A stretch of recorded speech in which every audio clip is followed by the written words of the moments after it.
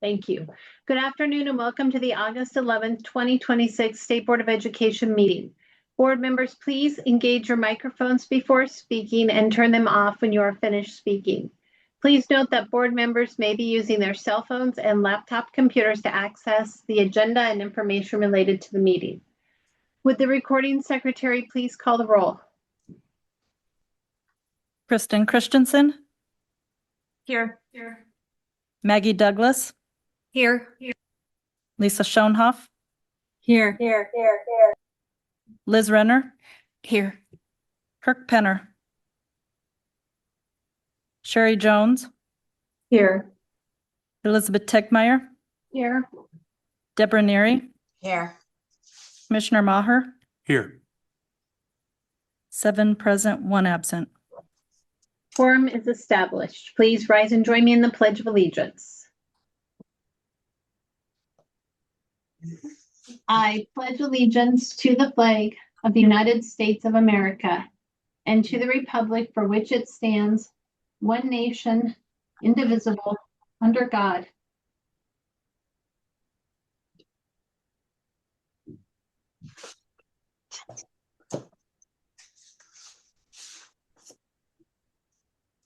Information regarding the Open Meetings Act is posted as you enter the room from the main entrance doors. The Open Meetings Act is also posted on the State Board of Education's website. At this point, this is our second full board Zoom meeting. Please raise your hand to speak on Zoom if you would like to, board members, and address the chair if you are in person in Lincoln. We will now move to our public comment period.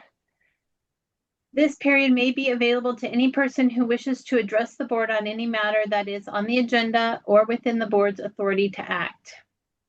Up to 90 minutes will be allowed for the public comment period.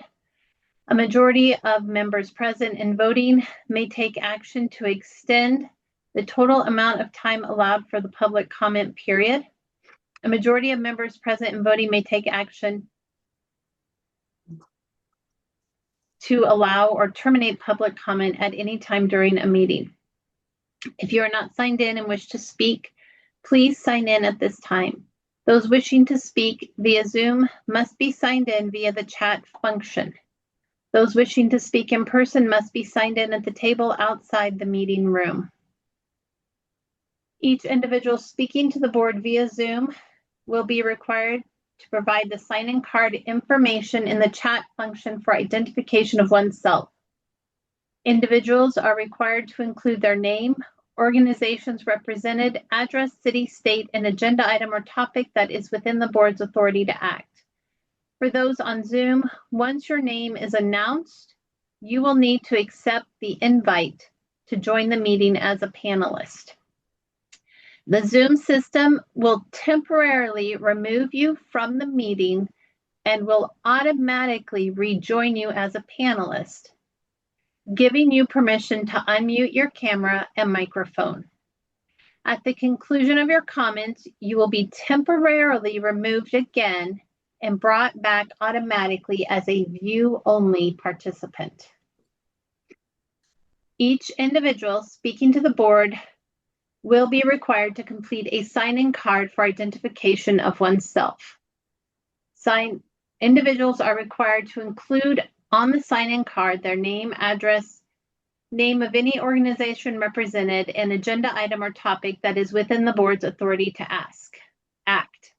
Individuals may be prohibited to speak in public comment if the sign-in card does not include the required information.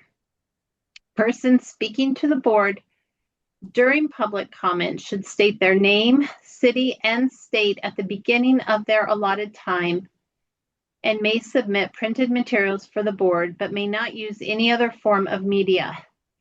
Anyone refusing to be identified will be prohibited from speaking.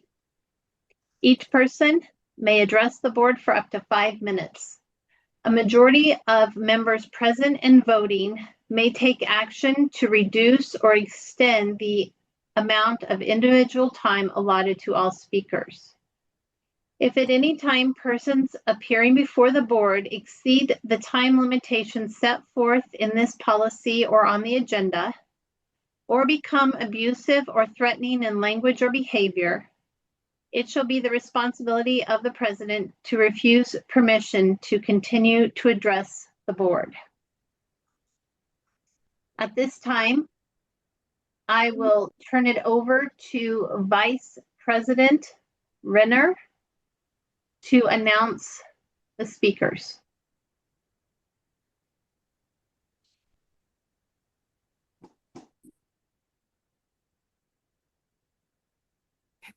We're going to pause for just one moment. We still have people signing up online to speak.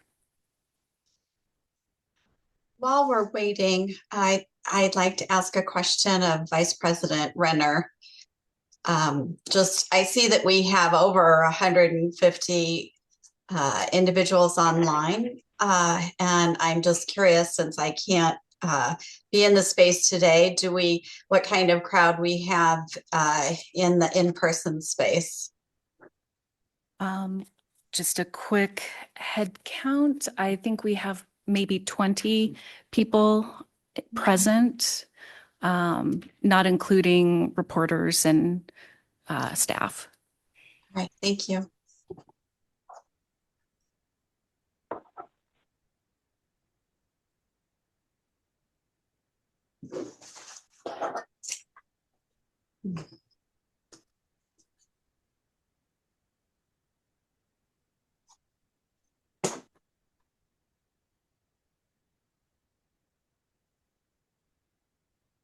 I'm going to give a 1-minute warning for online sign-in, and then we will close the opportunity to sign in for the meeting and begin commenting.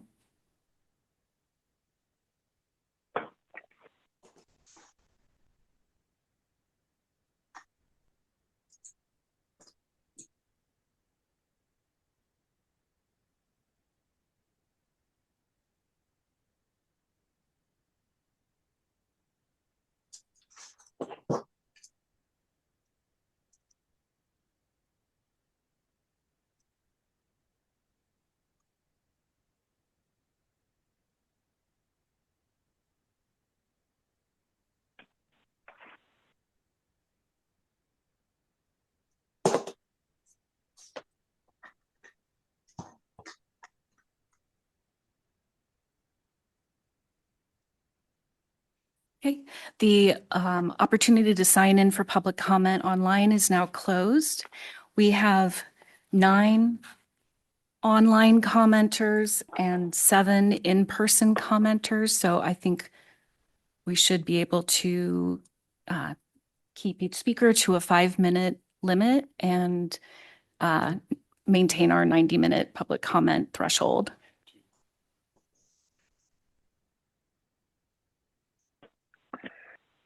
Okay, we've just received 2 more as I was speaking, so I want to give them an opportunity to speak. So we will have about 18 or 19 total, if I'm doing my math right.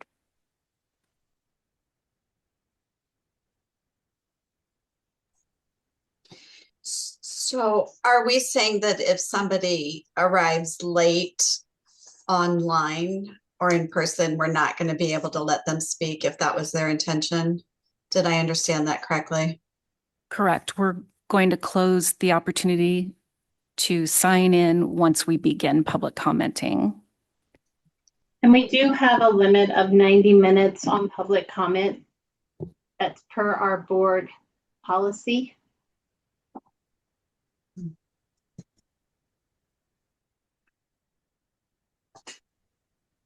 Okay, we're at 18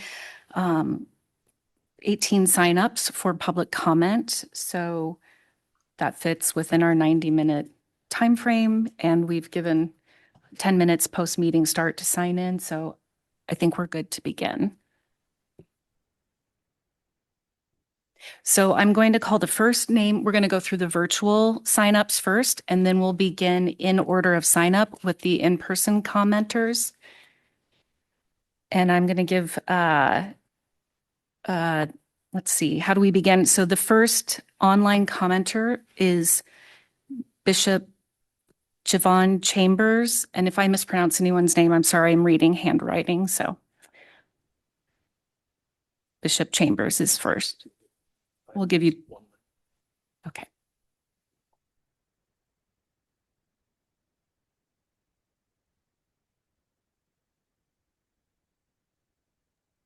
Good afternoon. Can you hear me? Yes, we can hear you. Thank you. Members of the board, thank you for this opportunity to speak. Again, this is Bishop K. Javon Chambers. I am here today digitally as a father, a pastor, community leader, and deeply invested in the well-being and education of the future of our children, particularly in North Omaha, and here to express my strong support for Identity Preparatory Academy and to urge this board to grant its Rule 14 approval. In the last few days, public conversation has intensified around identity prep, not because of any violation of Rule 14, not because of any deficiency in curriculum, not because of any failure in documentation, but because of some phrases that were on the school's website. Abolitionist education framework, which has since been removed. Yet the controversy continues and the delay in approval remains. And today I want to address this directly and clearly. The term abolitionist education framework was never a threat to Nebraska's educational standards. It was never a violation of Rule 14. It was never a rejection of citizenship, of law, or moral development. It's a descriptor of a widely recognized educational approach focused on removing barriers, dismantling inequity, affirming identity, cultivating civic responsibility, and values that align with Nebraska statutes 79-724, 79-725. But even after that phrase was removed, the concern still persists. This tells me that the issue was never the phrase itself. The issue is the perception of the phrase, a perception shaped by misunderstanding, mischaracterization, and in some cases, fear of terminology rather than examination of substance. If the curriculum is not the concern, and board member Sherry Jones has stated plainly, then the public deserves to know specifically what part of Identity Prep's framework violates Rule 14, because vague alarm is not due process. Then Mr. Penner highlighting screenshots is not transparency, and raising concerns without articulating them doesn't serve our families. Let me speak very plainly. Identity Prep has complied with every requirement. They have followed every step of Rule 14, and they have removed the language that some found concerning and is ready to open. Families have enrolled their daughters, teachers have prepared for their classrooms, children are expected to begin school this month. And a delay at this stage without clear, specific explanation destabilizes childcare, transportation, employment schedules, and the emotional well-being of our students. And this timing is not neutral, it's harmful, it is hurtful. And I want to speak directly about Dr. Phillips, the founder of Identity Preparatory Academy. She's a respected educator, a disciplined administrator, and a woman of integrity whose commitment to children is unquestionable. She has built a school grounded in academic rigor, restorative practice, cultural affirmation, and community partnerships, and she deserves fairness, transparency, and our respect. Identity Prep is not a radical experiment. It's a school designed to uplift girls, to strengthen families, and expand educational opportunities in a community that has long needed more options, not fewer. And I'm calling on this board to act with clarity, fairness, and urgency. Please, sir, ma'am, grant Identity Preparatory Academy its Rule 14 approval, provide families with the stability they need, provide Dr. Phillips with respect this leadership merits, and our community with the assurance that decisions are made based on evidence, not fear, on transparency, transparency, not conjecture, on fairness, and not politics. Our daughters deserve schools that honor their brilliance, protects their joy, cultivates their identity, and this school is prepared to do that. Thank you for your time and your consideration. I rest. This is Bishop Chambers. Thank you. Thank you, sir. And I forgot to mention at the beginning that I'll give a 1-minute warning when you've got that much time left. So I hate to interrupt anyone, but I want people to be aware of the time constraints. Our next speaker online will be Angel Starks.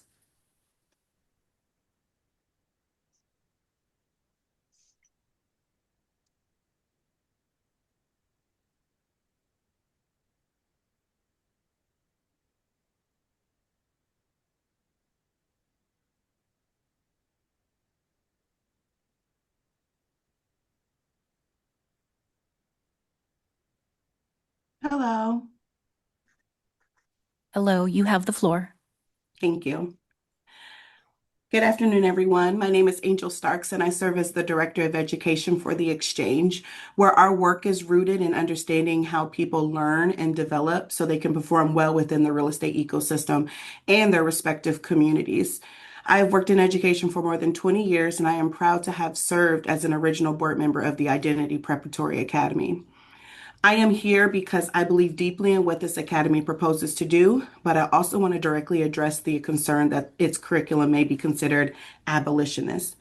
At its core, education should equip students with the ability to know themselves, think critically, engage thoughtfully with others, and better understand the world around them. Identity is as important of that development, an important part of that development. Helping students understand who they are does not dictate what they should believe. It gives them foundation from which to learn, and that distinction matters. An educational philosophy that intentionally recognizes identity should not automatically be interpreted as an ideological agenda. More importantly, Identity Preparatory Academy has demonstrated its ability to meet the applicable requirements established under the Rule 14. As a past homeschool facilitator myself, I know exactly what the requirements are, and they have fulfilled every portion of those. Those requirements provide an objective standard by which the application can and should be evaluated. And if there was a specific component of the proposed curriculum that fails to satisfy that, which I feel has been corrected, if any, then that must be identified, but not necessarily under assumption of what the curriculum may entail. If the established requirements have been met, concern about what the school's educational philosophy might represent should not become an additional unwritten standard of approval. Teaching students to understand who they are is not the same as teaching them what to think, and concern about what a curriculum could become is fundamentally different than identifying something within the curriculum that fails to meet the requirement. For more than 2 decades in education, I've seen the power of learning to change perspective. When students better understand themselves, they are better equipped to understand others, challenge their own thinking, communicate effectively, and engage meaningfully within their communities. That is what I see in the vision of Identity Preparatory Academy, an opportunity to develop students who are confident in who they are while also possessing the academic skills, critical thinking abilities, and awareness necessary to successfully navigate a world much larger than themselves. I believe there should be room within education for different approaches to accomplishing that goal, providing those approaches meet the standards we have established. Identity Prep has come before this board prepared to be evaluated against those standards. And since I have been in education for so long, as an educational advocate, as an original board meeting of the Academy, a board member of the Academy, I proudly support the advancement of this. I respectfully ask this board to evaluate the Academy against the requirements established under Rule 14 and the educational program actually before you, not an assumption of what the program might someday represent. If there is a deficiency, identify it so that it can be addressed. But if the requirements have been met, I respectfully ask that we allow this academy the opportunity to do what education is ultimately supposed to do: help students learn, grow, think, and become more fully prepared to engage with the world around them. Thank you. Thank you. Our next online commenter is Margot Juarez. Give you a moment to to sign in?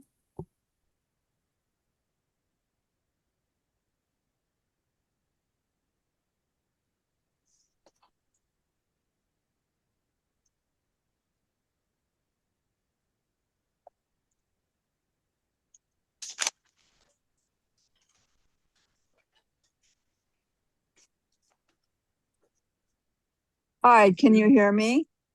We can. You have the floor, Senator Juarez. Hi, thank you very much. I want to be clear that the opinions that I'm going to give today are not coming from my position as a senator, because I'm not authorized to speak on behalf of the legislature on this topic. I just wanted to emphasize my support for this academy to go forward. I think that it is a great opportunity for the community to participate in our educational system. I think it's wonderful that they have come up with their plan of what they feel is going to best meet the needs of their students. I believe that we should be respectful of all of the efforts that both the administration of the school and the families are seeking. And I definitely wanted to make sure that the support is emphasized from, all areas of the Omaha community who definitely want our children to succeed. And that's all the comment that I wanted to provide. Thank you. Thank you. Our next speaker is Anjanae Hargrove.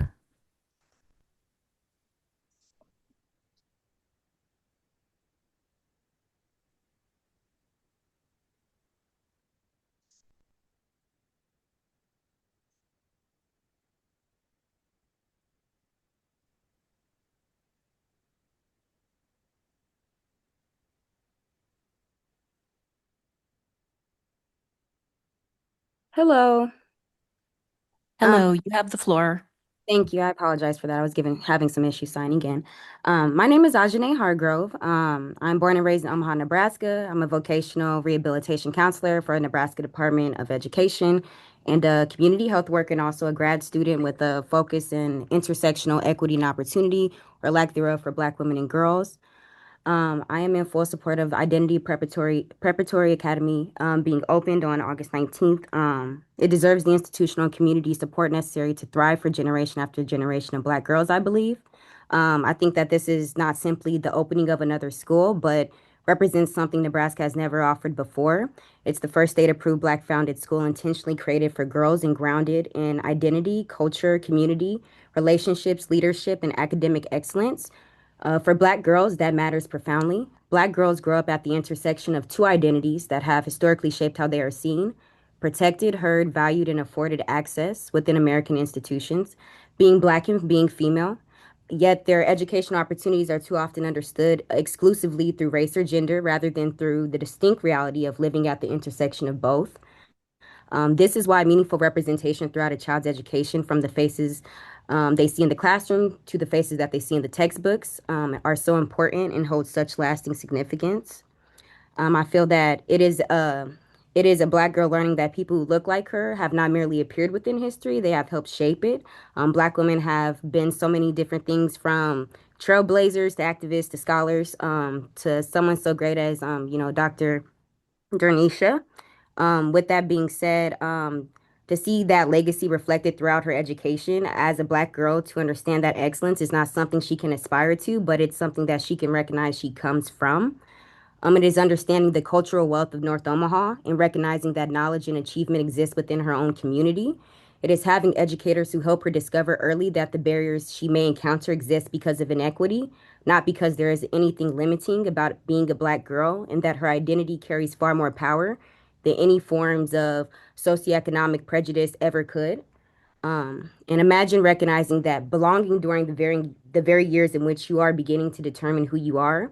Imagine not having to search for examples of yourself because they surround you. Imagine discovering your intellectual potential in an environment already designed with the expectation that you possess it. As a Black woman and academic scholar who has spent the majority of her academic career attending predominantly white institutions, I cannot adequately express what access to an institution like Identity Preparatory Academy would have meant for me. I succeeded perfectly fine, but I wonder how much earlier I might have recognized certain parts of myself had I been educated within an environment that intentionally cultivated them.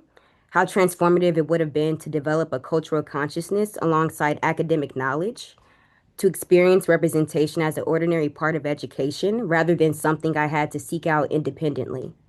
That would not merely have enriched my education, it could have transformed the very way I understood and valued and moved through my own existence long before adulthood, cultivating a depth of self-awareness, cultural confidence, belonging, and appreciation for who I was that no academic credential alone could ever provide. Black women have demonstrated what we can accomplish while navigating systems that afforded us fewer resources, narrower pathways, and greater obstacles along the way. The greater measure of advancement should not be how successfully another generation learns to endure those very same inequities, but how deliberately we dismantle the barriers within our reach so they are never theirs to carry. And the Identity Preparatory Academy does exactly that. There is nothing inherently threatening or I feel to the extreme relating to like abolitionist ideologies about an institution designed to cultivate knowledge, identity, belonging, leadership, and academic excellence in Black girls. 1 minute. Nebraska stands before a moment that should have arrived generations ago, and it still has the opportunity to make the right choice about what this moment will mean. Black girls should not have to inherit the same obstacles generations before them were celebrated for overcoming. They should inherit the advancement these generations fought to make possible. Identity Preparatory Academy is part of that legacy. So I am in full support of in favor of Identity Preparatory Academy, and hopefully it can come to fruition so that Black girls can have that opportunity that many others share that are not within that same socioeconomic or cultural position. Thank you. Thank you. Our next speaker online is Megan McLarney.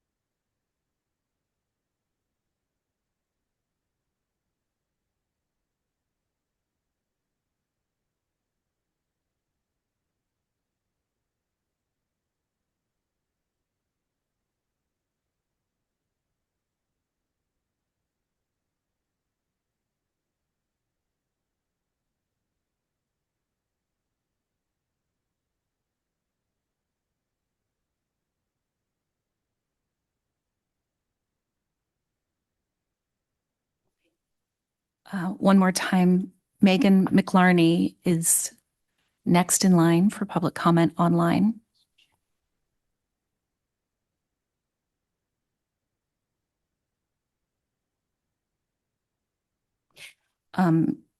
Megan McLarney, if you would still like an opportunity to speak, you need to accept the invitation to be a panelist. There we go. Hello. Hello, the floor is yours when you're ready. I appreciate that, and I apologize for the delay. I had a technology snag, and this is my first time doing this.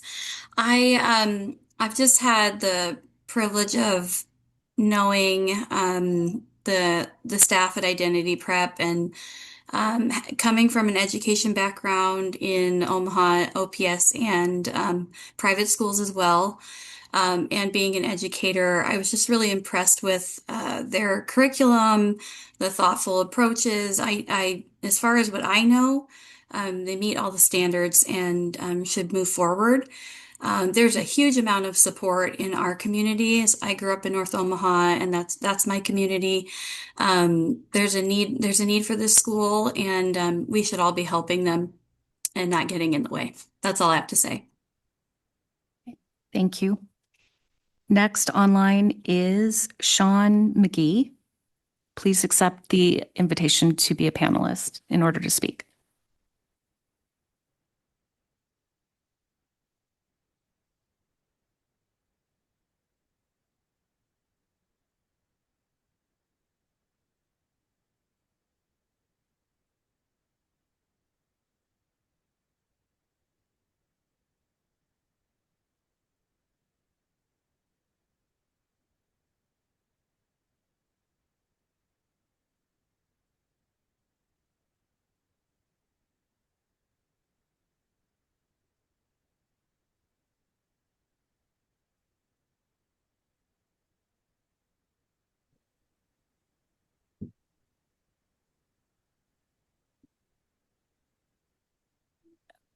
Can you hear us?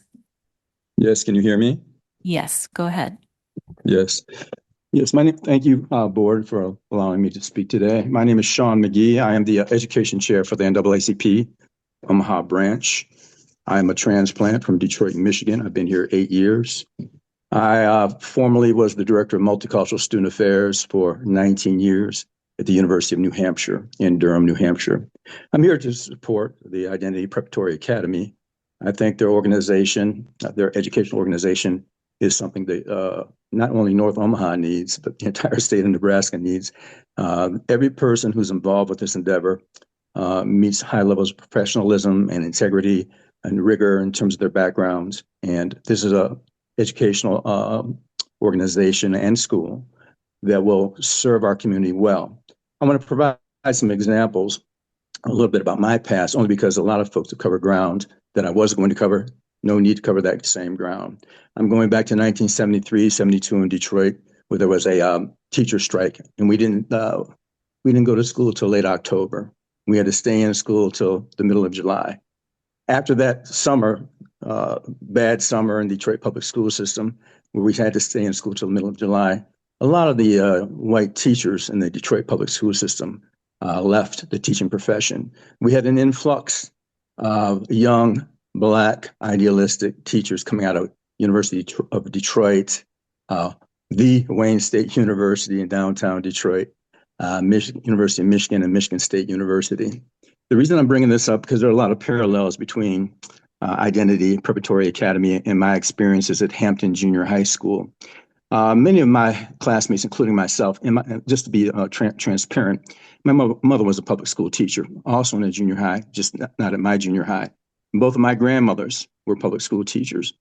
But although being the son of a public school teacher, I was in my classroom feeling very disinterested, not even knowing what the word disinterested was, starting in sixth and seventh grade. Couldn't stay awake, couldn't stay focused on the curriculum, on what the teachers were teaching. I didn't see myself represented by the person in the front of the class, nor did I see myself reflected in the curriculum. So when these teachers came in around my seventh and eighth grade time in school, which was junior high school, all of a sudden, our lives were transformed. Now, this is what's going to happen with Identity Preparatory Academy. Our lives were transformed. We began to read literature from Black authors, from all authors, including Black authors. We began to explore all of American history, but we also parsed out African American history in more deliberate ways. I can name all the teachers from that experience that transformed our lives.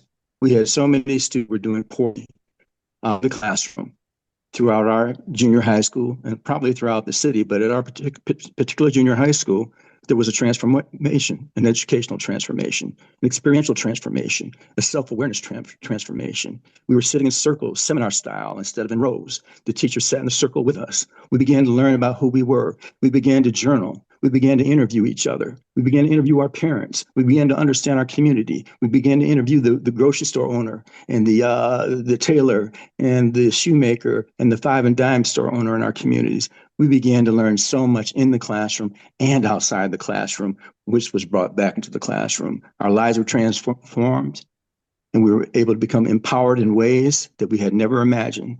Our self-awareness grew, and the classroom became a laboratory, became an incubator for change and growth. And that's what's going to happen at Identity Preparatory Academy. That's why this unique institution, this historic-making institution, needs to move forward. And we need to make history together here in the state of Nebraska and the city of Omaha. We don't want to have this stain on our state and on our city where we're not able to move forward. The intentions and the outcomes projected for this institution are nothing but glorious. 1 minute. Okay. So I would hope that we would look at the board, and when we have these meetings, that we engage in intellectual inquiry and we ask questions as to, like, Dr. Phillips, why are you taking this approach? What are the motivations behind that? Why is this particular language being used? And what is the history behind that? But how does that apply present day? We have to look at every encounter and every dynamic that we have when we're working and relating to each other as a classroom. We have to role model how to learn, how to listen, how to engage. Thank you for your time. Thank you.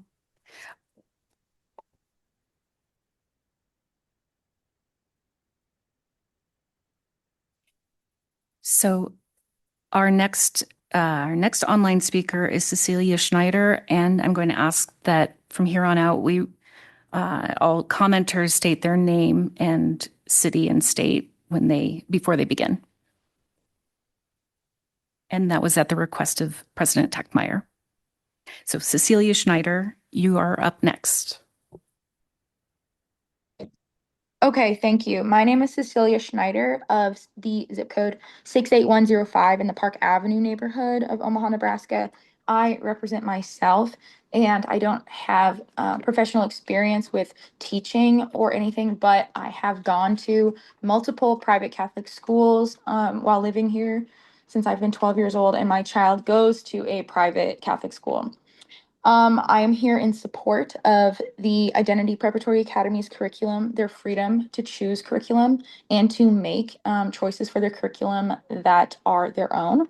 I denounce the revocation of their permission to teach so soon to the starting day of school. These little girls have been looking forward to this and are excited to be a part of this history-making event. And now they don't know if they're not going to be able to go to school in a couple weeks. So the staff at this school and the members who created it are highly educated and experienced people, mostly women, who would be an incredible positive influence on all the little girls that go to this school. They represent excellence and success and show people that look like them in North Omaha that community and familiarity. We all know how North 24th Street used to be an incredibly successful part of Omaha. It was amazing and had schools everywhere, clinics, lawyers. It was a thriving economy. And of course, after Vivian Strong was killed, the heartbreak, right? We burned it down out of heartbreak. And you know what? We have to rebuild. There has to be some time that we decide, okay, we're going to create private schools for little girls. Like we're going to put our investment back into this community because North Omaha needs it. The children need it. The parents need it. And they deserve it. We need more access to private education for Black girls anyway. Catholic school, I know that there's one up there called Sacred Heart, but they're pretty full. I try to enroll my child in there, but they are pretty full. So the more options we have, it's not a bad thing. The abolitionist framework, the way that was spoken about was quite it had a negative connotation to the way it was spoken. Abolitionist is not a bad thing to be. The abolitionists helped free slaves. That is not a bad thing to be anyway. But as we heard from our first speaker, Identity Preparatory Academy has already removed that part of the curriculum. I did read parts of that book just to see what it's about, and it is not to the detriment of anyone that's not Black. It is not putting Black people ahead of anybody else. It is literally talking about, hey, there's a history that we don't get to learn much about. It's like when you do a family tree and you go back by your father, right, by the man with the last name, and then you realize, I don't know anything about my grandma's family, and all the way up if we were to do it by the woman, right? That's kind of how history is taught in America. We learn so much about the history of the colonizers, of the Catholics that came, the Pilgrims, and the Civil War. We talk about the battles and things. We don't talk about all of the Black people that have existed here for hundreds of years, that were slaves, that rebelled, that fought in these wars, that created societies. We don't learn about that. And if that was what they wanted to teach in their curriculum, I don't think that's a bad thing. They're not going to teach American history only talking about one part of history. They're going to be comprehensive. 1 minute. They'll be comprehensive. I'm not saying every student who goes to the school is going to be Black, but it's not going to hurt someone who's not Black to hear a comprehensive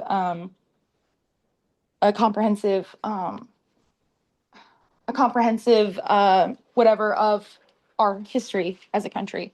I think more knowledge is better than less knowledge, and asking questions and giving answers is very important, especially in this day and age. We don't know what things in our society right now we are going to do away with and find, hey, that was actually really wrong of us to do. We're going to move on from there and become a better society because of it. Yeah, thank you. Thank you. Our next speaker is Latasha Willis.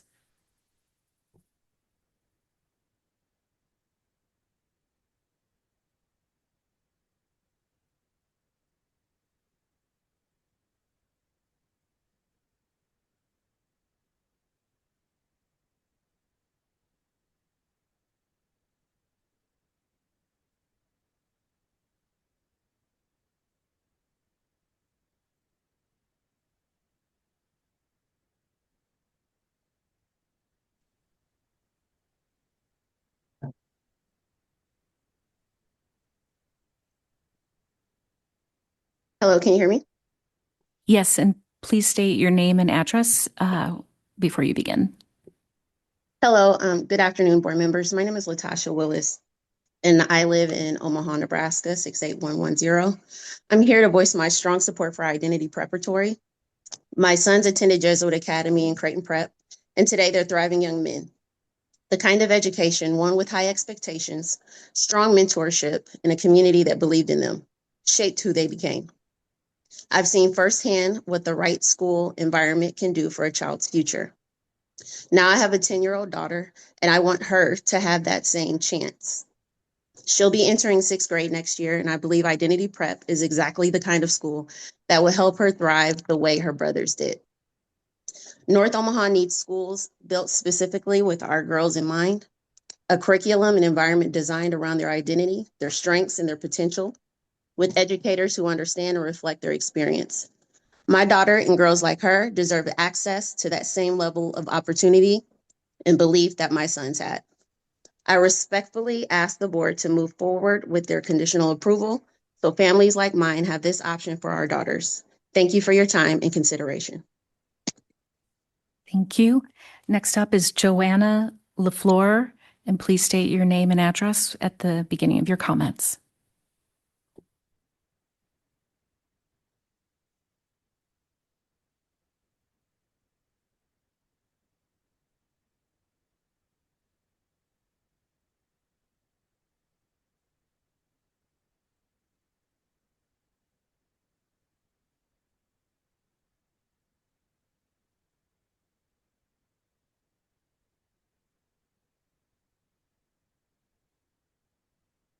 Hello, can you hear me? Yes, we can hear you. Go ahead. I see now the technical delay everybody's talking about. Joanna LaFleur. I'm based in Omaha, Nebraska, representing myself. I'm also the executive director of the Malcolm X Memorial Foundation. I wanted to just openly speak to a lot of things have already been said, so I don't want to repeat those and the significance of what they said. I want to edify the community outreach that Identity Prep does. They bring their girls to our facility every year to do workshops related to understanding the importance of cultural preservation, the importance of civic engagement.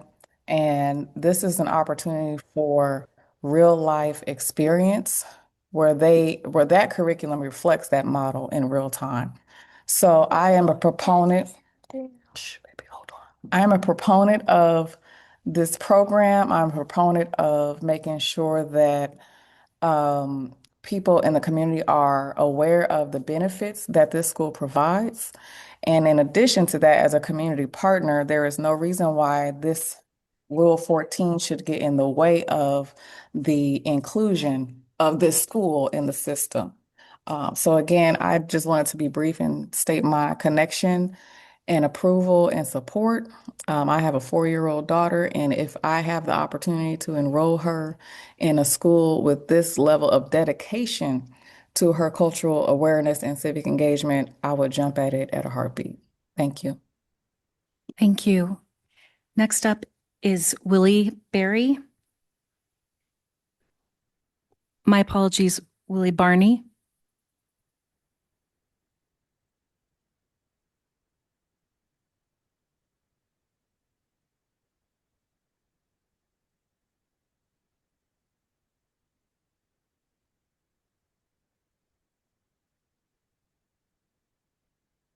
Okay.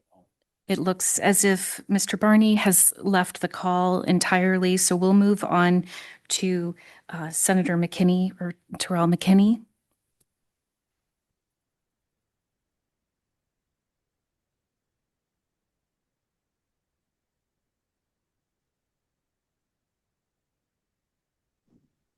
Hi, can you hear me? Yes, we can hear you. Have the floor. Okay, thank you. Good afternoon, Senator Terrell McKinney, representing District 11 in the Nebraska State Legislature and representing North Omaha. And I'm here in support of Identity Prep Academy and for their approval of their conditional approval. And I just wanted to get on here just to say that, you know, it's schools like this and initiatives like this that I wish was available when my daughter was going through middle school, because I think it's important for young girls to learn about their identity and understand who they are and be able to be educated in environments that allow them to thrive and be themselves. So when I learned of the news of delay in the vote, it was very disappointing. Nebraska is supposed to be the state that represents the good life and supposed to be welcoming to all people and ideas. And to make this delay, and I saw some of the comments from some of the board members about anti-Americanism and things like that. What's anti-American about young girls learning who they are and where they're from and being educated in environments that allow them to be them full selves? I don't think that's anti-American. I think that is American. Even the conversation about the abolitionist language, it people weaponize words to fit their own narrative about how they feel about things like this. And that's what's disappointing, is that individuals on the board, I assume, feel some type of way about young Black girls being educated by Black women in our community. And because they are telling them about their true history and not a fabricated history and just a true understanding of self, it receives pushback. But we hear of all these other negative narratives about young people that come from our community and those type of things. But when we take the initiative to try to educate ourselves and educate our kids, we still receive pushback. And that is a sad reality that we're in America and in the state of Nebraska. And my hope is that all members of the board will open their minds to this and allowing these young girls to be able to prosper and be educated. And especially, this is a couple weeks before school start, and I know all summer and probably all year these young girls were looking forward to this, and to try to or potentially strip that away from them would just be horrible. And that's not you know the least of it. So I'm here in support, and I hope you guys do the right thing. Thank you. Okay, thank you.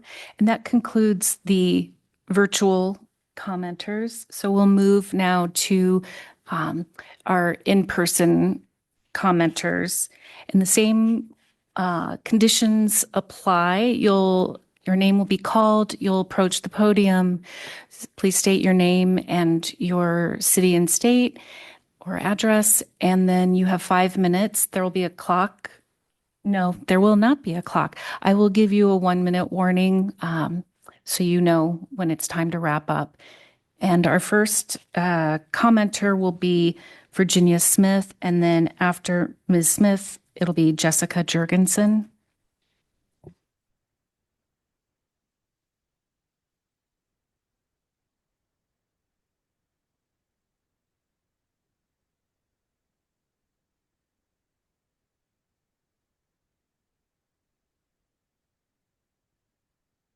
I'm so sorry. I forgot to tell you to turn the microphone on. We can hear you, but they might not hear you. Can you hear me? Yes. Okay. Thank you. Okay. Sorry. I'll start over.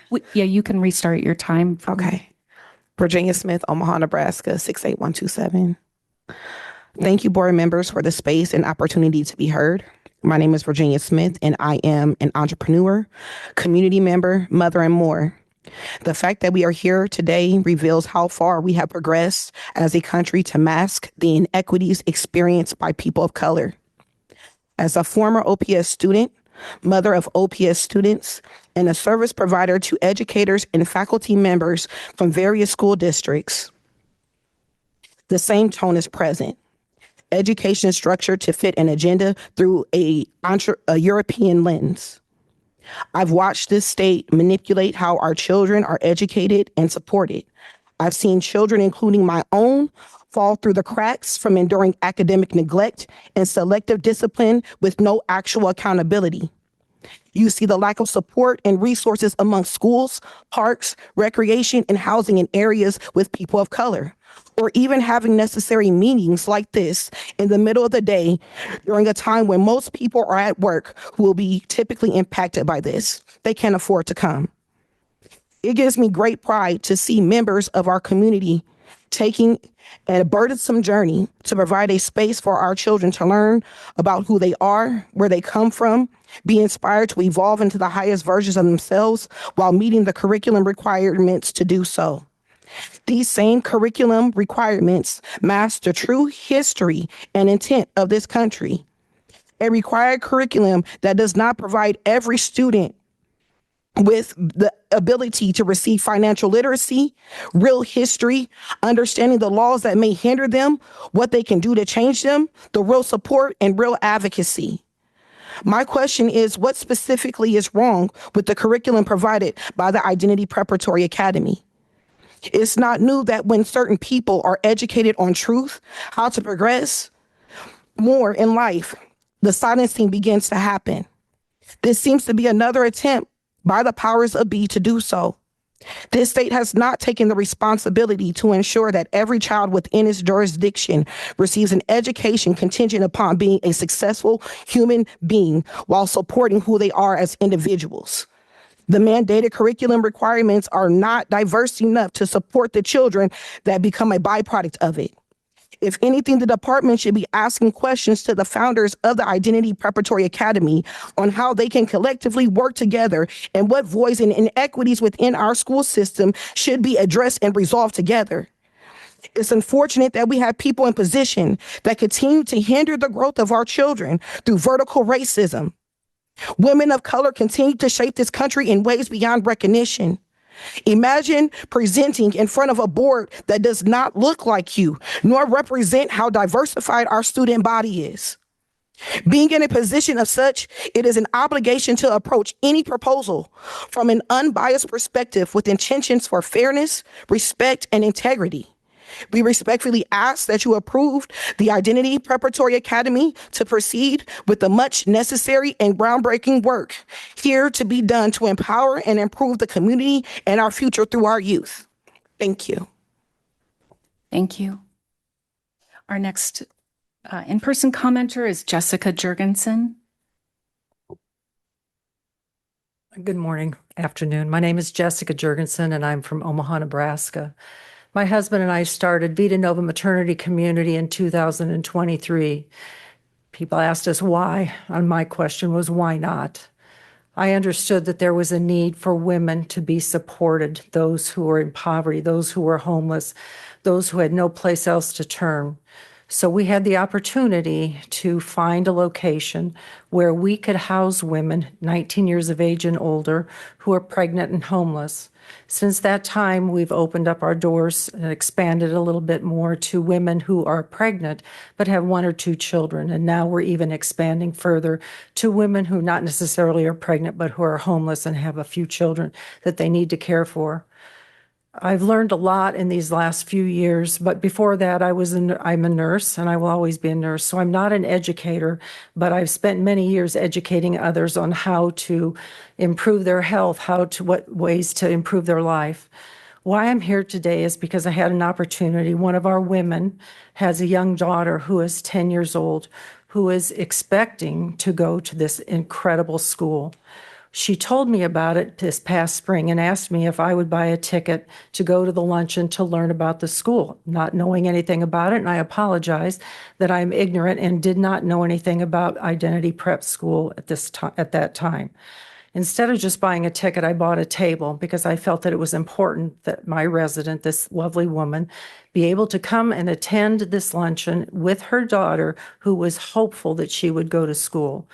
When I took some of my friends along too, because I wanted them to see what is happening in North Omaha, and maybe they were aware, but unlike me, I was not aware, as I said. Going to that luncheon was incredible, to listen to the stories, to the reasons why it's important to have a school like this for young girls. I watch this every day. I know that education is detrimental to the success of individuals. I didn't graduate from college until the age of 39, and it took me that long to realize in order to get ahead in life personally and professionally, I needed my education. So when we went to the luncheon, I watched this young girl who lives with us on our campus, who will soon be moving on with her mother, because they've been with us for 12 months and they've done incredible things. This young girl and all the other young girls that were sitting in this room at this lovely luncheon were so excited at the opportunity that lied before them that I thought, this is why I'm here. I never know half of the time what I'm supposed to do in life, but things come to me and then I realize there's a reason for this. It's a meant to be moment, or beshert. And since we started Vita Nova, we've had many beshert moments where we had no clue if we were going to be able to continue. And I know that I've met Dr. Phillips. I went down to the school. I saw her vision. I understood it, and I'm extremely supportive of what she's trying to do, because I believe in education for young women, for young girls, for young men, because that's the only way they're going to get ahead in life. And even though I didn't come with a prepared speech like most of the individuals did, and I am so thankful that I didn't, because when I speak, and it's very hard for me to stop at 5 minutes, sorry, but I will do that respectfully. I could go on and on about the experiences that I have witnessed watching our women and their children transform by being supported by other individuals in Vita Nova maternity community. It's been an amazing, life-altering experience for me. So I won't take any more time other than just say, please be very thoughtful and careful, but you have to let this school open. I don't want to have to go back and tell this young girl, I'm sorry, but you're not able to go to that school because individuals in our community don't believe in it. I want her to know we believe in her. Thank you. Thank you. Next is Candace Price, and then after will be Portia Cavett. So Candace Price, please come to the podium. Good afternoon. My name is Candace Price. I'm in Omaha, Nebraska, zip code 68152. I'm a business owner, but I'm not here representing any organization, not my businesses or the boards that I serve on. I'm here as a community member, and more importantly, I'm here as a mother of 2 African-American girls. Before speaking with you all about the amount of undue stress and burden that you have now put on our community, that you have put on parents, that you have put on young children, before I speak with you about the way you have made individuals feel, including myself, that no matter how hard we work, no matter what level of excellence we attain, there will always be barriers just for something to be fair. So what I want to talk to you about is, first, the fact that I do respect that the board's responsibility is to ask questions. But after you've asked those questions, you do need to get back to the matter at hand. And that was simply, did Identity Prep meet the requirements for conditional approval of Rule 14?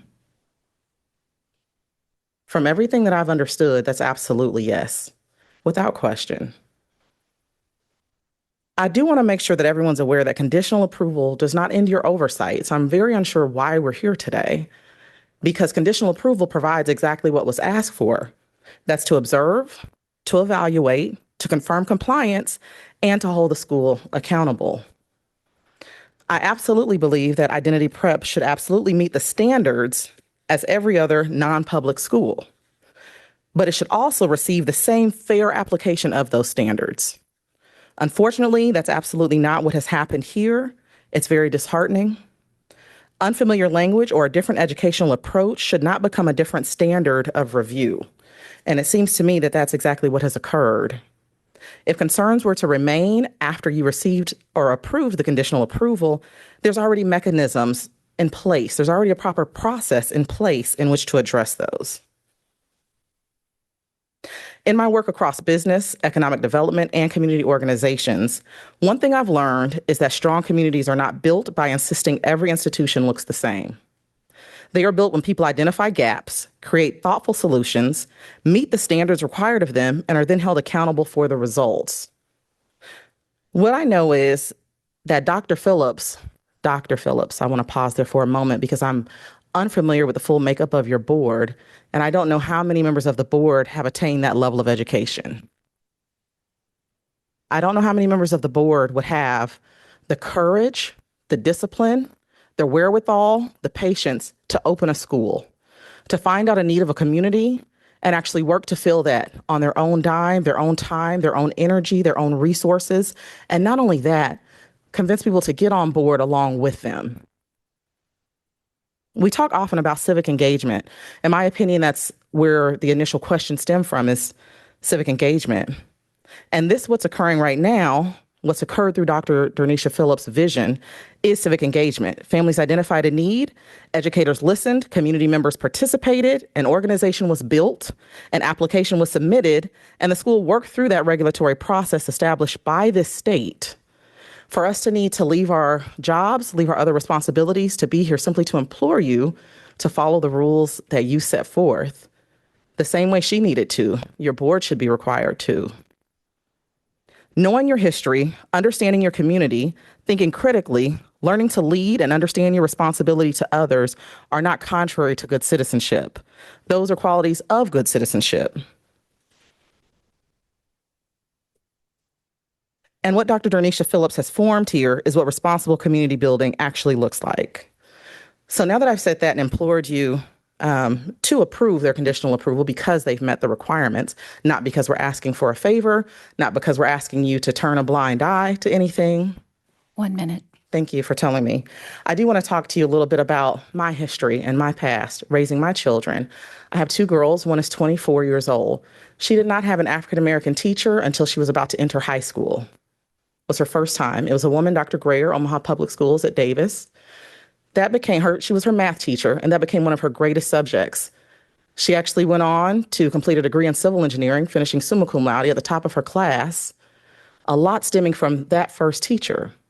She left the state of Nebraska to go to school because she wanted to be around those that were also at an excellent level, but also looked like her. So she decided to attend an HBCU. She went to North Carolina A&T State University. I personally understand the impact that is received when individuals can support you, can help you to believe in yourself, when you can have pride, when you're not guessing, maybe I can do this or maybe I can do that, but you see someone that looks like you that has achieved it, that's empowering you to know that you can achieve this as well. I cannot begin to convince you of the impact of that. I succeed my time. I thank you all today, and I hope that you would do the right thing and approve this measure. Thank you. Thank you. 1 moment.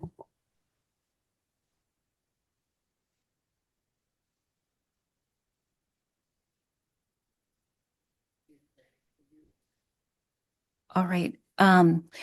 We've learned that Willie Barney is available back online, and we want to give him his opportunity to speak. So we will do that, and then we'll return to public comments, beginning with Portia Cavett.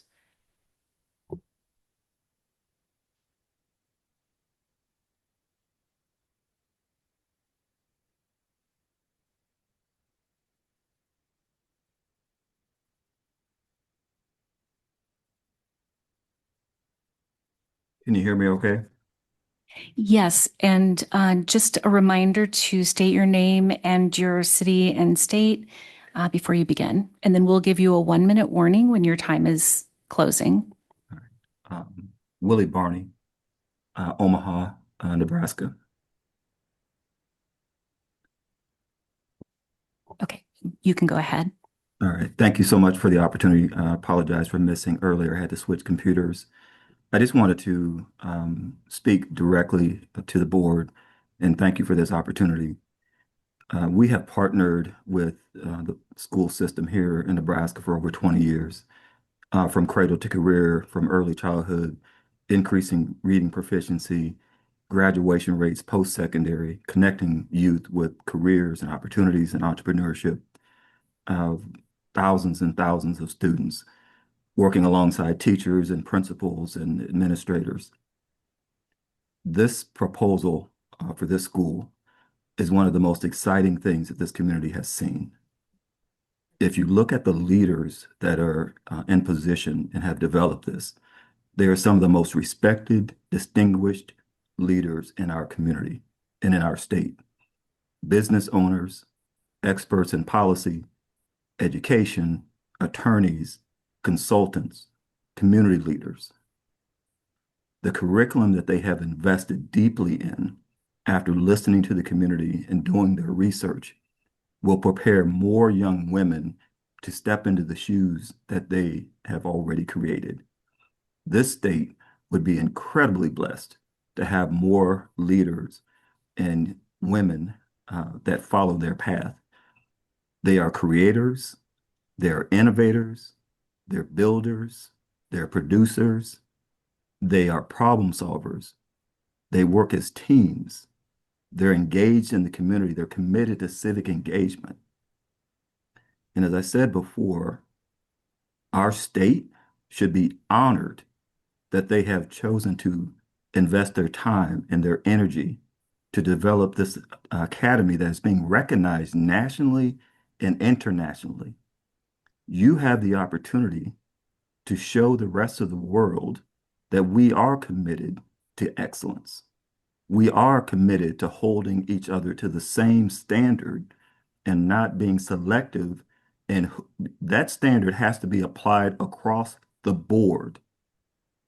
And if the standard has been set by this board, why now would you go back and change that standard for just this school? That is a question that is on the floor at this time.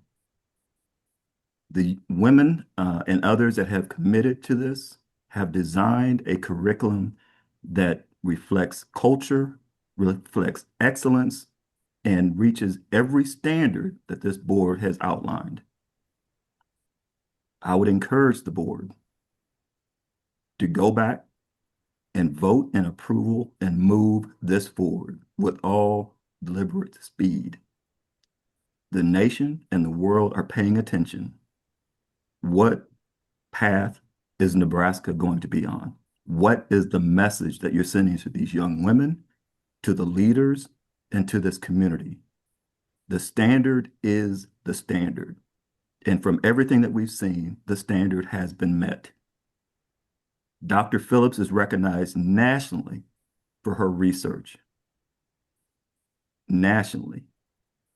This is an opportunity for Nebraska to take a step forward, a bold step forward for the young women and for this entire community that will benefit.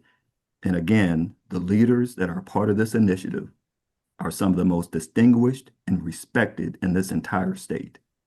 The curriculum they have designed is at the top level. It meets the standard, and that's all that is required. It meets and exceeds the standard. Please 1 move minute. forward with this. You have 1 minute remaining. I want to say thank you. And I would, since I have 1 minute left, that, as I've said before, the standard has been met. Someone is going to have a long level of work ahead of them to show where the standard is not met. And if that standard is not met by this organization, every organization across the state would need to take another look and be examined to the same standard that you're now setting.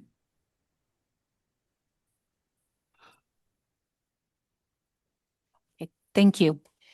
We're going to return to our in-person comments, picking up with Portia Cavett. If you could please state your name and your city and state, and you have the floor. Reverend Portia Cavett, Omaha, Nebraska, 68154, 68104.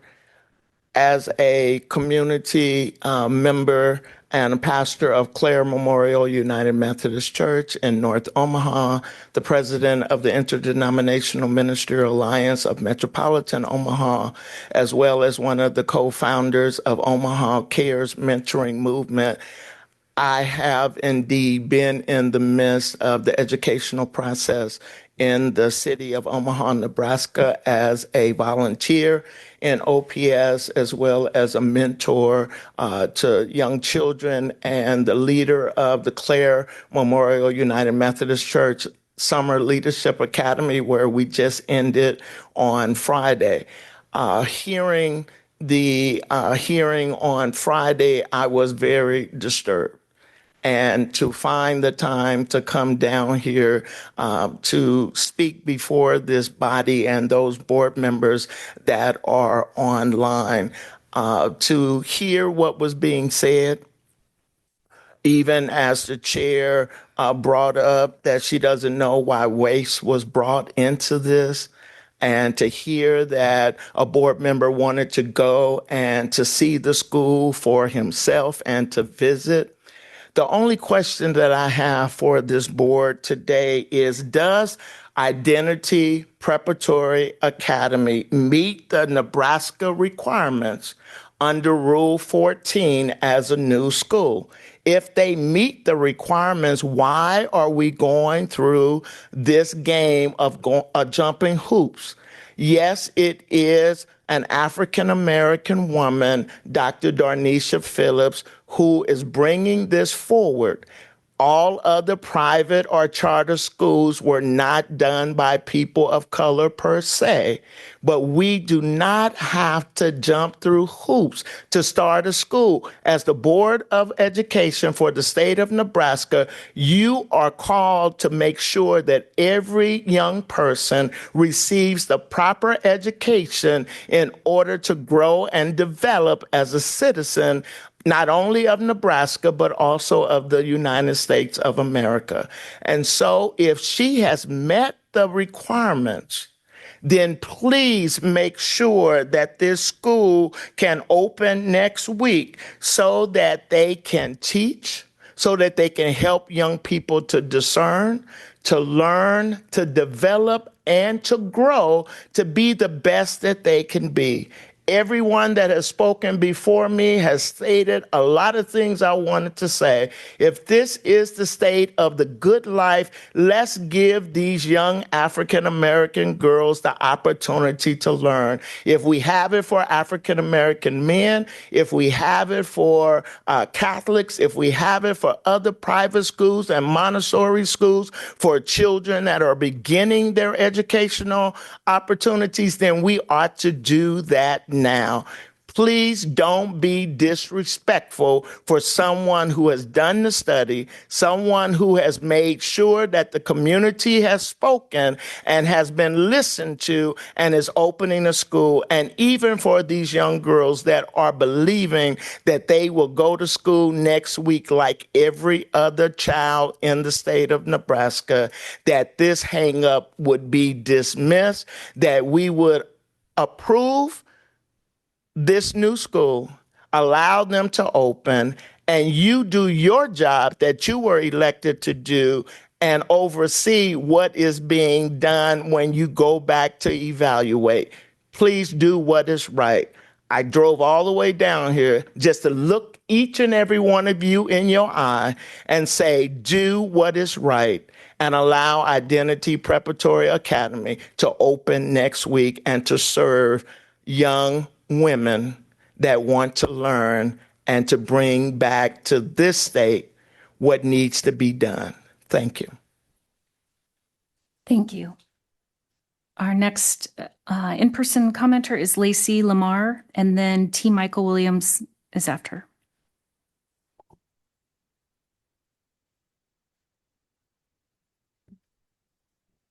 Hello, my name is Lacey Ruffin Lamar. I am from Omaha, Nebraska. My zip code is 68134. I want to thank you for opening this up to community and letting us speak here.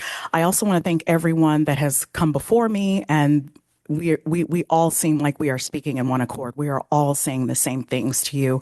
And I am so happy to see so many people here supporting Identity Preparatory Academy. It seems that everyone is saying the same things about being fixated on a phrase, on a word, instead of sitting down and having a conversation with Dr. Phillips and what her intent was of that phrase. You fixated on that word and you wasted so much precious time. This school is starting yesterday and you've wasted her precious time. They are still fundraising. And I don't know if people know that. We're still fundraising. So every minute that she has is precious, but she has to be drugged down here and having to stand in front of everyone. And it's almost, I hate to use the word, but we're begging for the school to be started and we're begging for you to understand for community. It is ridiculous and it's embarrassing and it's nationally embarrassing. I am a New York Times author, best-selling author, as well as my sister. We have production companies in LA and New York, and this is unheard of. If you were to tell a stranger in any of those cities, they would be like, that happened in 1923, not 2026. But here we go. So I have 85 and 84-year-old mother and father who are Air Force veterans, and they can't be more proud that this school is starting. And they are ashamed, embarrassed, and just shocked that we have to come here and stand here and talk about this. And there's nothing more un-American than having to fight to open up this school. That's un-American. Un-American is telling us that we can't put our kids in the school that we choose. That's un-American. I didn't even write any of that down. Let me get back to this. They raised 5 kids, 1 son, 4 daughters, and they wished, my mother told me that I had to say this, they wished they had a chance to, that we had a chance to attend a school like this. And they can't think of anything more American than having the freedom of choosing where your children can receive an education. We are all from North Omaha, Nebraska. I grew up in North Omaha. I went to elementary school, junior high, and high school, and I never once had an African-American teacher. Think about that. Think about if all of you went to school and you never once had a Caucasian teacher. Crazy, right? Mind-blowing. But that is my journey. And I need to tell you, in all of those, in elementary school, I was told, you're never going to do what you want to do. In junior high, I was told, you're never going to go what you want to do. A junior high teacher told me to go sit in the back of my honors math class because I was talking too much and asking too many questions and raising my hand. In high school, I had a teacher told me that because of your color, you're never going to be an author. You're never going to be an actress. You're never going to be these things. And I did it in spite of that. Imagine what I could have done if I had a school like Identity Prep and I knew someone like Dr. Dernisha Phillips. Thank you. Thank you. T. Michael Williams. And then our final commenter will be Dr. Dernisha Phillips. I'm Reverend T. Michael Williams, Omaha 68104. I'm pastor at Mount Moriah Baptist Church, and certainly I'm standing to speak in support of Identity Preparatory Academy receiving the approval it seeks. I was planning to come here and ask you not to be unfair, but hopefully after the visit that Dr. Phillips had with individuals from the board yesterday, that you've already been convinced, and certainly the things you've heard today. I want to say, I think it's good. I hate that it happened, but in one sense, I think it's good that this thing happened last Friday, because we wouldn't be able to express what our state needs to understand about our community. I think this is helpful. First of all, we support one another. I think it's important for you to really understand how harmful. I don't think you were trying to do anything wrong. I think it was your natural thought process, and I think you didn't understand that that would cause harm and hurt. Harm to Dr. Phillips, possibly losing financial supporters, potential students, jeopardizing her reputation, even her future. Hurt to our community. Because once again, North Omaha gets this negative anti-American look. And we know, we can state an opinion, but none of us really can say what's un-American or anti-American. And I think it's important to share that I met Dr. Phillips at a gala celebration event in 2025. She had taken time and energy to bring young girls to the gala to expose them to people and activities they might not ever have experienced until adulthood, if ever. And I believe she's going to do great things. And I think it would be good, if you haven't already, please apologize to her for what she's had to go through. I also want to just say, I realize you don't really see this, but I'm thankful that our country is amazingly diverse. Our state is amazingly diverse. In Acts 17, Paul tells the Athenians, out of one blood, God created all nations. And Ms. Techmeyer, I've been seeing a couple of your expressions. I just want you to know, we understand you guys are doing your job best you can. And we thank you that you're willing to run and be in positions, but understand the goal of this school, our community, is not to harm white folks. We want our children educated so they can be effective citizens for God's glory, so they can make the most of their opportunities and contribute to the ongoing success of our families. Listen, I don't know if you guys know Jeff Yost, Nebraska Community Foundation. Jeff reached out to some folks because, and you may know Preston Love, Preston wrote a document talking about how we are more alike in urban and West Omaha. We're more alike than we are different. And so we had an exchange. We went to places like McCook and Imperial and Ogallala. They came to Omaha. We hosted each other.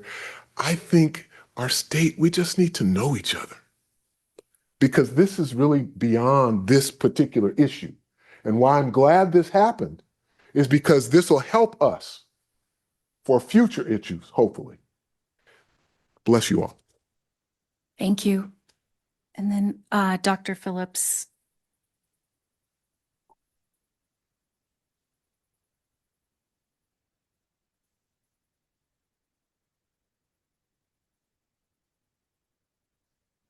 I first want to say thank you for letting me address the board today. I'm Dr. Dernisha Phillips, Omaha, Nebraska, 68122. I am addressing the board again after having an opportunity to sit down with board members yesterday who came out to our school. And I want to start by just acknowledging what it is that we're doing. So the tagline for our school, it's affirmed, nurtured, challenged, and impactful. That is what the aim of what we're doing is, that our girls, we don't even call them young women or young ladies, they are girls and we want them to be as long as possible. That our girls come to school and intentionally, as part of our framework, are affirmed while they're there, are nurtured while they're there, are academically challenged to a very high level according to our Nebraska state standards, which, by the way, is our curriculum. The standards are a school's curriculum. The resources that we use will enrich that and deepen it. And it's called Identity Preparatory Academy for intentionally because we want our girls to see themselves in the curriculum and meet those standards at a very high level. There is a culture of high expectations. I am so glad I had the opportunity to give a tour of our facility. I'm so glad that people came with open minds and we talked about intellectual curiosity and humility. All of that was expressed yesterday. I am excited that I was able to explain in more detail, probably more detail than they wanted because I'm very loquacious. I kept saying that. I talked the talk. But I'm excited about what the community has built for our girls. I am waiting with anticipation with our community at a positive result today because we have met the compliance requirements. And the framework that was worried about is not the framework that we're using. We created a framework in community. It's an appreciative framework, and that's the framework that we're using. When we did use the word abolitionist on our website for a framework, what we were talking about is abolishing the school to prison pipeline by cultivating joyful learning spaces for the girls that will be under our care. That will still be happening. We will still be cultivating joyful learning spaces for girls and ensuring that there is not a school to prison pipeline. So I want to be clear about that. We are using an appreciative framework to do so. I am thankful for the opportunity to address you all today and more than grateful for the outpouring of community support. I do want to touch on the impact that this has had because we have had families who are worried. They didn't understand what was going on. Some that have decided not to attend because this was really scary and they didn't know what the future was to hold. And we are still funding in this fundraising and our launch, and this did affect that as well. So this was not without impact. However, what I will say is in conversation yesterday, I expressed that, and I think that that point was also well taken. So I appreciate being listened to and that I felt that I was listened to, and I appreciate the fact that our community has shown up in a mighty way today and that we're having these important conversations about education. And what I would say to our community is don't let that stop here. Let's continue to have those conversations about how we can show up well for our girls and our boys to make sure that everyone is able to reach those high standards that we are going to hit at Identity Preparatory Academy. Thank you for your time. Thank you. That concludes our list of public commenters. Is there a motion on item 3.1?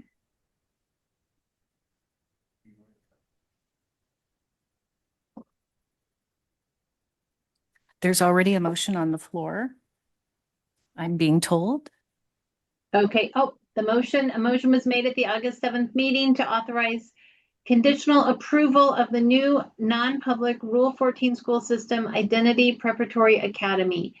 Is there any discussion on the motion? So at this time, board members, I need you to use the little raised hand if you want to speak, and I will scroll through and see who has their little hands up. Lisa. Oh. Hold on. All right, I would just like to thank everyone for being here. We are listening to all comments and taking them seriously. And I think this is a great process, and it's an excellent opportunity to hear the community. With that being said, I can tell that there is some clarification that needs to be made on the timing. As the chair of the Planning and Evaluation Committee, we have a rule that you have to have your application for Rule 14 in by May 1st.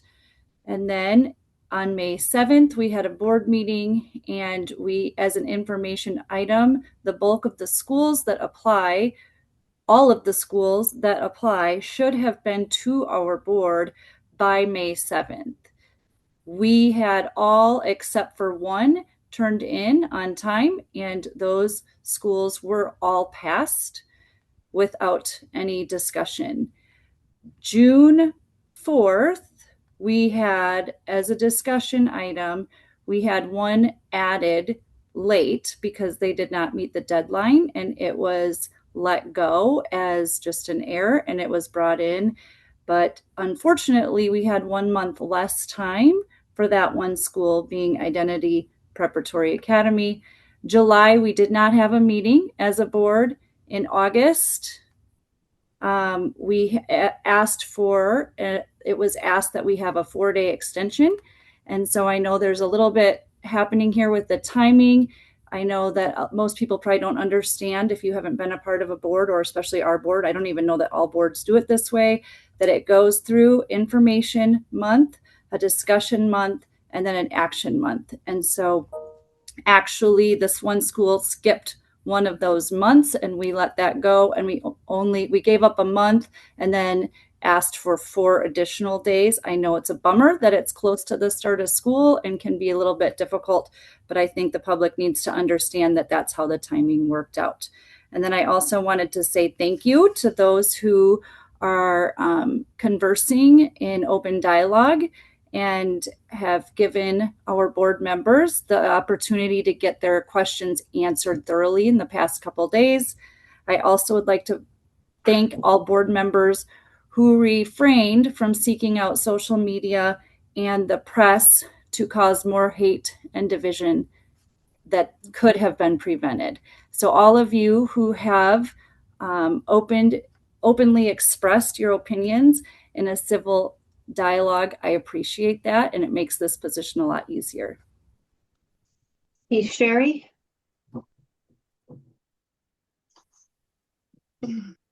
You're still muted, Sherry. Thank you. I want to acknowledge and thank board members Douglas and Renner for their willingness to postpone this vote. Doing so provided several of us the opportunity to meet with Dr. Phillips and Ms. Rodriguez, who were able to provide clarity and to answer our questions. Based on the information we received, I believe that the Identity Preparatory Academy will be able to fulfill the statutory requirements of Rule 14, which includes Statute 79-725 and 79-724. Thank you. Kirk. Can you Please. hear me okay? Yeah. Can you hear me? Because I'm not using my, okay, very good. So first of all, I want to thank Liz and Maggie for voting in favor of postponing the vote.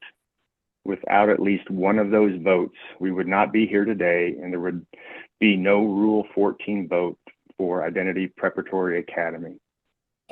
I walked into IPA yesterday asking for clear understanding of the school's intentions. Sherry and I, along with Maggie, thank you for taking the time, visited with Dr. Phillips and Ms. Rodriguez for about an hour and a half. We had a tour of the facility and then sat down for discussion about the school and the goals that they want their scholars to achieve. We received a long explanation about the timeline of the school from first thoughts to where they are today.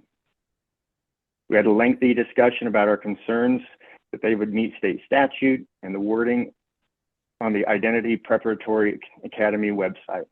I asked point blank about abolitionist education framework. I received consistent answers that backed up what she said Friday and even a couple weeks back in a correspondence that I read. No backpedaling, no contradictions, no wordsmithing.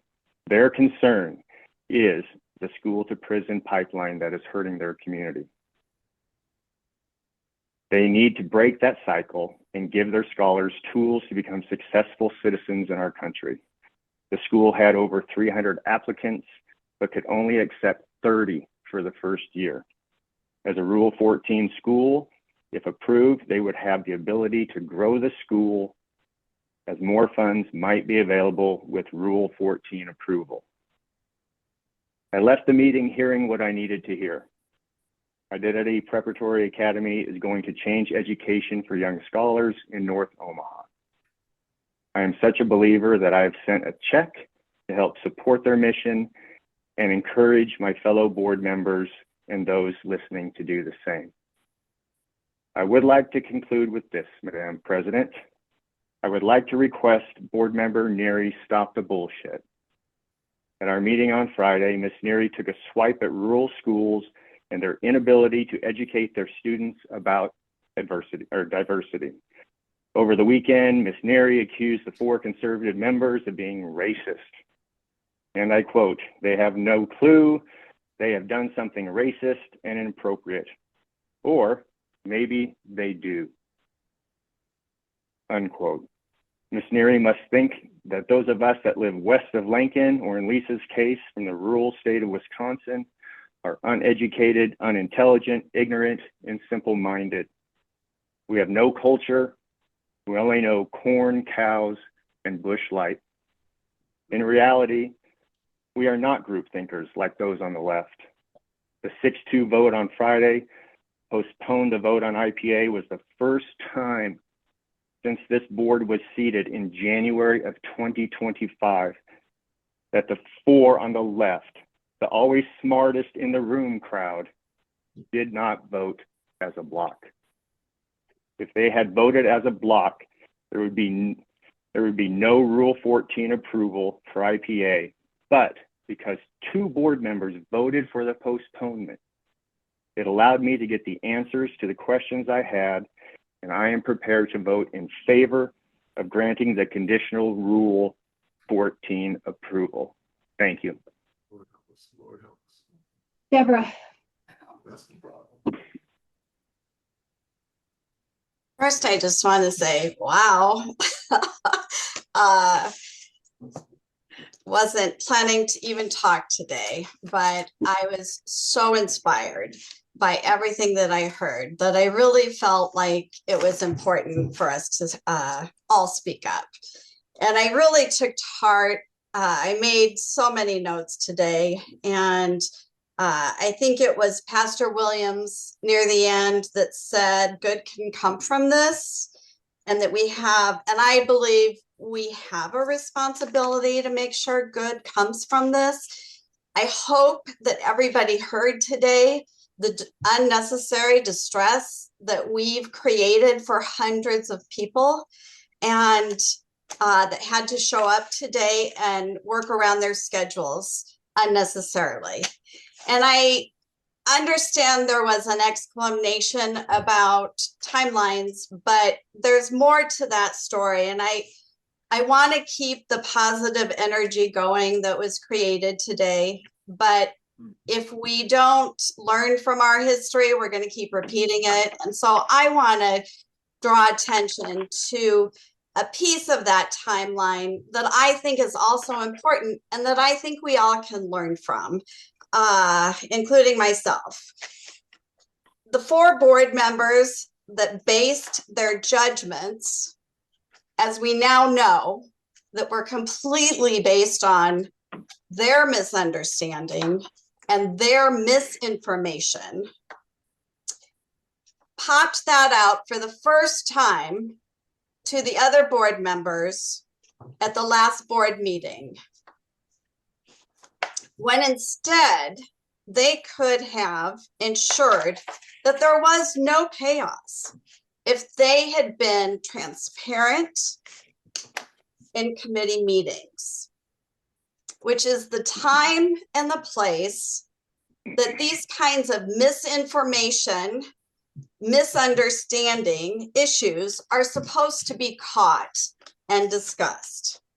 But those board members instead chose to disrespect everyone involved with the school, disrespect the NDE staff, disrespect fellow board members, and create chaos for hundreds of families, employees of the school, students of the school, and community members. I hope that we can find a time to, in the future, utilize our committee meetings and all the time ahead that we have before we come to a board meeting to stop the misinformation and to get facts instead of creating harm, as it was described today numerous times. Bringing surprise votes and disinformation at the last meeting, at the last minute, is not what we need. And it's not what elected officials should be doing, in my opinion. So I asked the question at the last board meeting, like, why is there this lack of transparency that's been happening over the last year? And an explanation that came forward was that there was dysfunction in a committee. And so I really thought about that. I prayed about that. I took it to heart, and I even went up to a couple board meeting members after the meeting last Friday and said, I want to call you. I want to talk about the dysfunction in the committees. And I really want us to make sure that this doesn't keep happening because it's harmful to so many people. But then I thought about it over the weekend and I thought, it isn't one committee that's dysfunctional. This board over the last 6 months has had issues and funding items, etc., a list of items that were never discussed in committee, that they weren't going to get passed. Instead, 4 board members keep bringing issues to a board meeting without them being discussed in the committee or alerting anyone in the room that they're going to vote something down. They seem to find some success, or what they feel is success, with these surprise attacks. And I'm hoping that, and that's from every committee that's happened, that items have come forward where they weren't discussed. So that isn't just one dysfunctional committee, because every one of our committees is made up of completely different board members. And these items keep happening from every committee. So I'm hoping that we can keep, maybe in our next committee meeting, find a way to solve these problems. I, for a month now, have been hearing behind the scenes that this school wasn't going to pass because there were some racist concerns involved, but yet no board member brought that forward in a committee, again, so that their misinformation and misunderstanding could be discussed and corrected. Instead, we had to, again, and how many emergency board meetings have we had to have in the last year? In all my 8 years on the state board, we never had an emergency board meeting. And now we've had, 2 or 3 just in the last 6 months, and keep having to reverse damage and harm that we've been doing and creating chaos to not just the staff at NDE, but to superintendents, to school students everywhere. And I just think, and I'll take my responsibility for my part in this, but I hope that we all can think about the fact that our job is to bring our thoughts and beliefs to our committees and discuss them and vet them so that we aren't creating all this extra chaos for individuals that don't need it. So I want to now just make a positive comment. I noticed throughout, oh my gosh, we're up to just about 250 people online now. And I know there was a large number of individuals in person at the Department of Education. In our audience today, we had 3 state senators. I knew so many of the people speaking today, and it just warmed my heart that they took time out of their schedules. But I know that they were here because they believe passionately in the work of this school. And I hope that we all have learned more about how important it is that school students really need to see themselves. And there's so much research behind that talks about how students will be more engaged in education if they can see themselves in the classroom, in the staff that work in the school, if they can see themselves in the books that they're reading, etc. And so the school that has been proposed brings me great joy because there's so many things about it that work for students and will bring success. But so we had, including in our audience, 3 state senators, an OPS board member, a learning community board member, many pastors, and a nationally famous author and comedian, many nonprofit leaders, and more. And I just want to say something about the nationally famous author. Miss Lamar was there, and it made me, as she was speaking, made me think about the book that she's written, that I've read. And I just, based on all the discussions that I've heard today, I'm going to buy a copy of that book for every one of my peers on the board, because I think it will, I hope it will be as insightful for everybody else as it was for me when I had a different lens to see what was going on in the community that I grew up with, the experiences that Lacey had growing up in the exact same community, and her perspective. And it was very eye-opening for me. So I am going to buy everyone a copy of that book. So I appreciate you being here, everybody, for taking the time. Yep, are you about done? You're exceeding your 5 minutes. So I'm just giving you a heads up to please wrap up, and we'll go to Liz. I just, yes, I'm done. I want to thank everyone that was here today. Thank my board members that went on the tour. And I look forward to conversations that we can have so that we don't have to keep redoing this and causing a lot of chaos. Thank you. Thank you. Liz? Thank you. I don't want to take up too much time because I'm excited to get to the vote. But I do want to offer an apology. I think I left out some honorifics on people's names during the commenting period, and just wanted to acknowledge that and offer my apologies. And I did have something I just wanted to share. I don't want to go too far back, but I wanted to give some context to the Friday vote so that people could understand. One, I've been and continue to be in favor of granting conditional approval to Identity Preparatory Academy. However, that is not what we ended up voting on last Friday. What that vote boiled down to was 2 options, no or delay. And no would have ended the conversation and resulted in the school not receiving approval. Delay left room for possibility. While it did cause harm, there was still the opportunity for a positive outcome for the school. I didn't and don't share the concerns that some of my fellow board members have about Identity Preparatory Academy, but I could see that without further conversation about those concerns, the school wouldn't have been granted approval.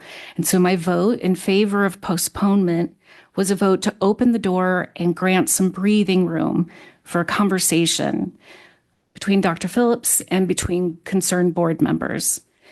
I believe all along, and have believed all along, and still believe that the school has met the requirements to qualify for conditional approval.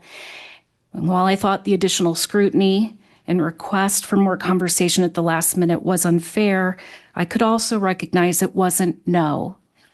It was still a request to learn. My understanding and the comments shared by board members today makes it clear that a productive conversation and some deeper understanding happened on Monday. And I'm really grateful that that happened, and may not have happened under any other circumstances. I want to express appreciation and gratitude for the graciousness of Dr. Phillips and her entire staff. They allowed last-minute access at the busiest time of any school year, especially a brand new school. But I am hopeful that we have enough votes today to move forward with their conditional approval, and I wish them nothing but success in this inaugural first year of operation. I'm sure it's going to be a fabulous first day of school. Thank you. Okay.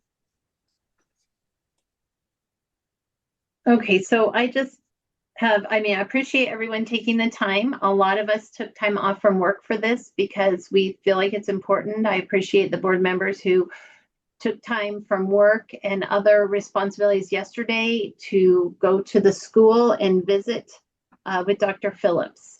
As I said on Friday, when I was speaking to a member of the press, I didn't see this vote as a step back. I saw it as a step forward, because a step back would have been a no vote.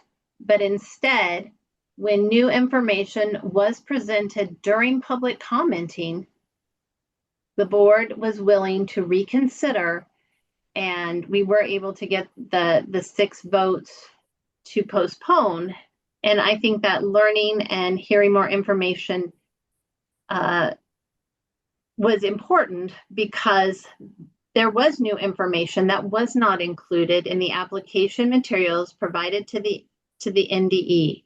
And I want to compliment Dr. Phillips and the 3 board members who were able to go to Omaha for their effort to quickly resolve this confusion. To me, that demonstrates a strong interest in getting to the point where we can have a vote. Unfortunately, over the weekend, I feel like there were a lot of things that maybe were said by people who were very concerned, and rightly so.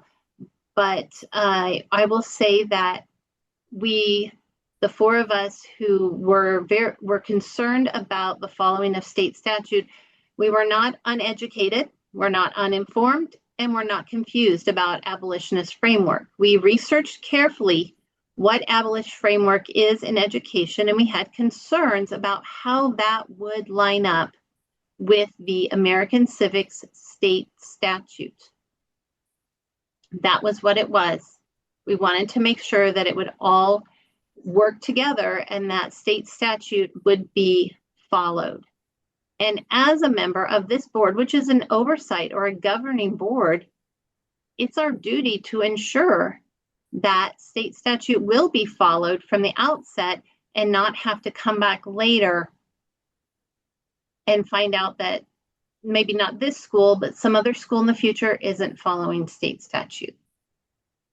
I also saw comments that we didn't support educational choice, which is actually, I actually laughed about that one, because the person who wrote this, well, there were more than one person, but several people who wrote that clearly didn't know and don't know that I am a homeschool mom, and I actually support school choice in our state, and I want the children in North Omaha to receive a quality education. And so I do support this school and their ability to open. And I just think that the comments that I heard today, though, were about how necessary and important this is. And I'm not really sure if that is because solely for the perspective from an African-American perspective, that the literature and what will be taught and the teachers, or if that is because OPS is failing the students of North Omaha and they are not learning to read, they are not proficient at math.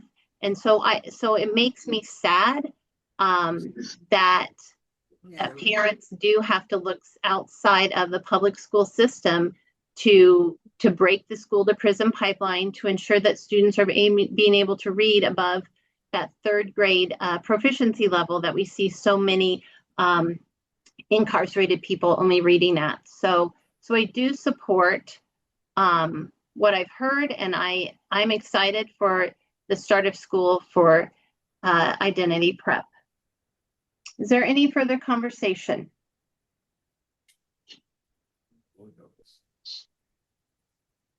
Seeing none, the motion is to authorize the conditional approval of new non-public Rule 14 School System Identity Preparatory Academy. Would the recording secretary please call the roll? Jones. Yes. Renner. Yes. Douglas. Yes. Penner. Yes. Christensen. Yes. Tegmeyer. Yes. Schoenhoff. Yes. Neary. Proudly, yes. 8 yes. The affirmative has it, and the motion to authorize the conditional approval of new non-public Rule 14 school system identity preparatory academy is adopted. Thank you to those who attended in person, who attended via Zoom, and who tuned into the broadcast. The next meetings of the State Board of Education are scheduled for September 3rd and 4th, 2026 in Lincoln, Nebraska. The August 11, 2026 State Board meeting is adjourned.